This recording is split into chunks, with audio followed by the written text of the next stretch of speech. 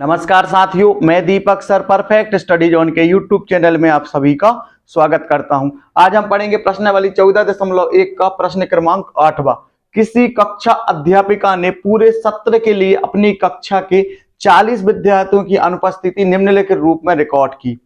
एक विद्यार्थी जितने दिन अनुपस्थित रहा उसका माध्य हमको ज्ञात करना है। तो यहाँ पर दिनों की संख्याएं दी हुई हैं और यहाँ पर विद्यार्थियों की संख्या को हम मान लेंगे एफ। ये है विद्यार्थियों की संख्या, इसको हम क्या करेंगे यहाँ पर लिख देते हैं। तो यहाँ पर देखिए हम क्या करेंगे, मध्य बिंदु निकालेंगे। तो यहाँ पर इनका जो वर्ग अंतराल है वो देखिए वो एक समान नहीं है। यहाँ पर 6 का अंतर है, यहाँ पर 4 का अंतर है, यहाँ पर 4 का अंतर है, यहाँ पर 6 का अंतर है, यहाँ पर 8 का अंतर है और यहाँ पर 10 का अंतर है और यहाँ पर 2 का अंतर है। यदि हम इस वाले फॉर्मूले का इस्तेमाल करेंगे तो यहाँ पर जो h का जो मान होगा ना वो बराबर नहीं है, क्योंकि इनके बीच का जो अंतर है वो एक समान नहीं है। इसलिए हम क्या करेंगे, इस वाले में विचलन विधि का इस्तेमाल ना करके हम प्रत्यक्ष विधि के फॉर्मूले का इस्तेमाल करेंगे, जिसमें हमको fx और f की जरूरत होती है, h की जरूरत नहीं होती है। हम क्या करेंगे, प्रत्यक्ष विधि से हम इस सवाल को हल करेंगे। तो यहां पर देखिए 0 और 6, तो जब 0 और 6 को जोड़ोगे तो कितना प्राप्त हो जाएगा, 6 प्राप्त हो जाएगा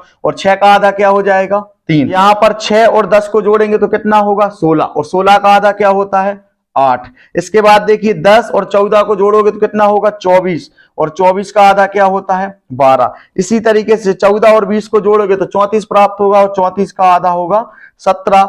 20 और 28 को जोड़ोगे तो 48 प्राप्त होगा और 48 का आधा होगा 24। 28 और 38 को जब जोड़ेंगे तो 66 प्राप्त हो जाएगा और 66 का आधा होगा 33 और 38 और 40 को जोड़ेंगे तो 78 प्राप्त होगा और 78 का आधा होगा 39। तो यहां पर हमने इनके बीच के जो मध्य बिंदु है उसको हमने ज्ञात कर लिया है। तो यहां पर हम क्या करेंगे, f का गुणा हम x में करेंगे तो 11 का गुणा हम 3 में करेंगे 33 प्राप्त हो जाएगा। 10 का गुणा हम 8 में करेंगे तो 80 प्राप्त हो जाएगा। तो यहां पर 7 का गुणा 12 में होगा तो ये प्राप्त हो जाएगा 84, 12 सत्ते 84।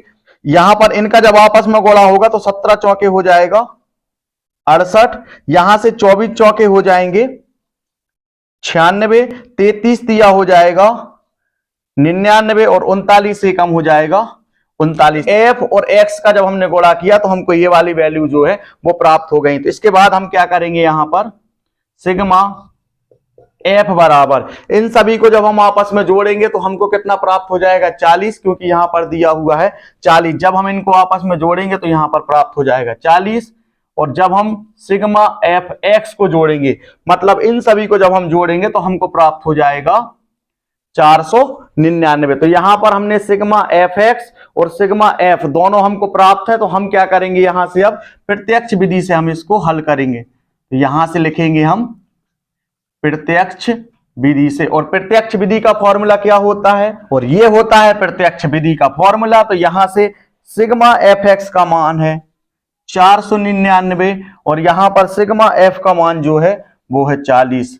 तो हर वाली संख्या का भाग देते हैं अंश वाली संख्या में। तो यहां पर लिखेंगे 40 और यहां पर हो जाएंगे 499। तो यहां से 40 से कम हो जाएगा 40, यहां पर बचेंगे 9। अब ये वाला जो 9 है वो यहां पर आ जाएगा तो ये हो जाएगा 99।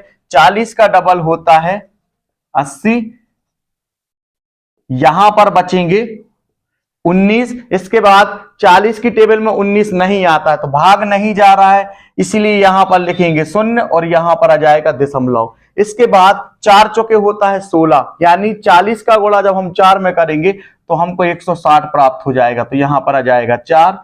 इसके बाद यहां पर बचेंगे 30। अब यहाँ 40 की टेबल में यहां पर अभी 30 नहीं आता, फिर भाग नहीं जाएगा तो यहां पर हम क्या लिखेंगे, 0 लिखेंगे, 300 हो जाएगा। 4 सत्ते होता है 28, यानी 40 का गुणा जब हम 7 में करेंगे तो 280 प्राप्त हो जाएगा।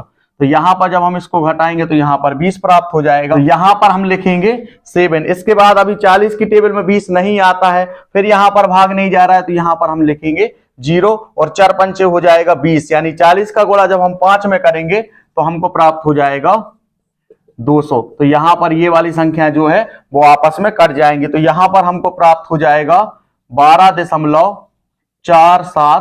तो यहां पर हमको माध्य बराबर प्राप्त हो गया है 12.475। तो यहां पर हम लिखेंगे, तो यहां पर अनुपस्थित रहे विद्यार्थियों का जो माध्य होगा वो 12.475 होगा। तो इस तरीके से ये वाला सवाल जो है वो हल हो चुका है।